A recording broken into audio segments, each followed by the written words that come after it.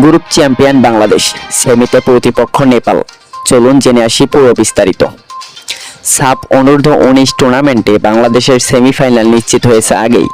আজ সেমিফাইনালের প্রতিপক্ষ নির্ধারিত হয়েছে।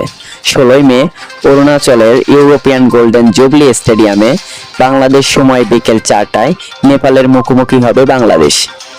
একই ভেন্যুতে সন্ধ্যায় আরেক সেমিফাইনালে স্বাগতিক লড়বে মালদ্বীপের বিপক্ষে। এ গ্রুপে ছিল বাংলাদেশ। 2 ম্যাচে 4 পয়েন্ট নিয়ে সেমিফাইনালে উঠেছিল বাংলাদেশ।